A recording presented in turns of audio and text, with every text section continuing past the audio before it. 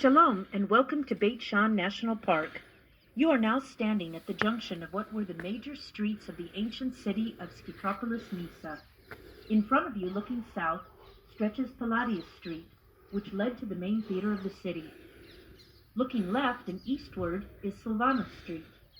To the right, leading north, lays Northern Street, which led to the splendid main gate of the city. Wealth and economic success can be seen throughout the city, where over 40,000 residents lived during the 6th century CE.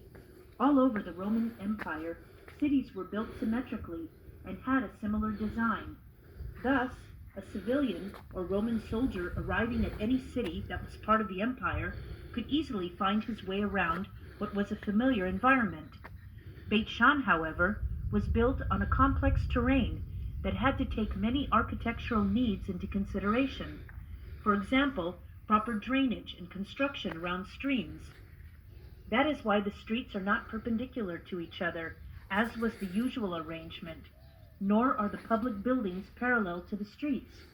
The general feeling is that of disorder, but actually the facades of the public buildings do face the main streets entering the town, so that a newcomer could easily identify them. Palladius Street, in front of you, led down from the tell behind you up to the theater, a distance of about 150 meters. The street was paved with basalt tiles, shaped in such a way that water runoff was directed to the sides of the street to an underground drainage system. During the 4th century CE, a roof passage was built along the western side of the street. This passage was decorated with mosaic floors and covered with grand tiles. A row of elegant stores was built along this street, their facades covered with marble slabs. A mosaic inscription found in the street dedicates the building of this passage to Palladius, a Byzantine governor of the city, giving the street its name. The staircase in front of you led to a Roman temple built in the 2nd century CE and destroyed during the Byzantine period. The remains of the temple are testimony to a once magnificent building filled with large, impressive ornaments. From the street level, this staircase led to the temple, at the entrance of which the names of the city, Scythopolis, and of Caesar Marcus Aurelius were found engraved on an altar. In front of the temple stood 4 gigantic columns that supported huge lintels with a decorated roof that reached a height of 15 meters. The interior of the temple was round, a shape typical to temples for goddesses. It is believed that Dionysus, the god of wine, founded the city, and the temple was dedicated to his nurse, Nysa. Festive parades took place along this street.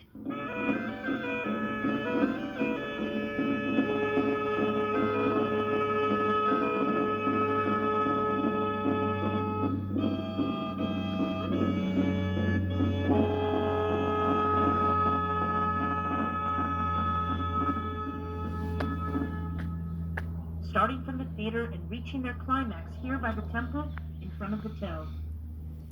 To the left of the temple stands the nympheum, a public fountain dating from the 2nd century CE.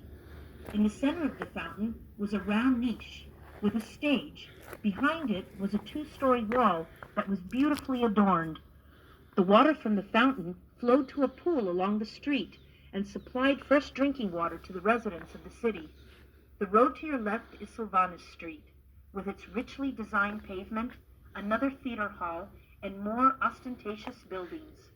The name comes from an inscription found in the pavement, mentioning a lawyer from Scythopolis called Sylvanus. The inscription credits him with building a social hall along the street. Behind us rises the tell of Beit Shan. The tell consists of 20 layers of civilization, starting from the 5th millennium BCE through the Egyptian and Canaanite periods up to biblical times. From the top of the tell is an impressive view of the mountains of Gilad to the east and the mountains of Gilboa to the west. The story of King Saul and his sons, who died in battle against the Philistines and whose bodies were hung on the walls of Beit Shan, is retold up on the tell. In the year 749 CE, during the early Arab period, a severe earthquake leveled the city and destroyed the entire region.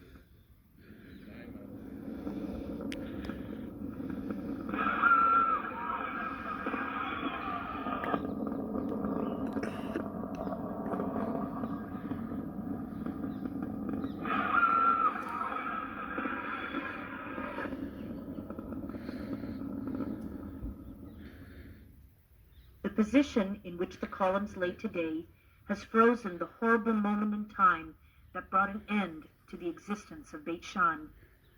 The city never returned to its days of glory and eventually became no more than a small outlying town. We thank you for your attention. More explanation systems can be found. And let's climb up the stairs to see the entrance to their temple. And on the way you will see the most important person in that city, Shlomi.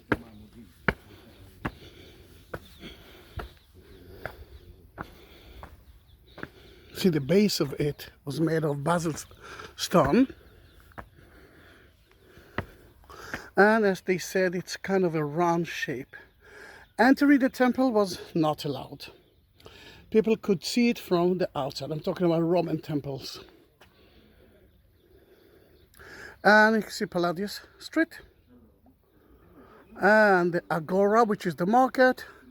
The theater is right there, and Silvano Street is there. And that's the ancient tale of Beit Shan.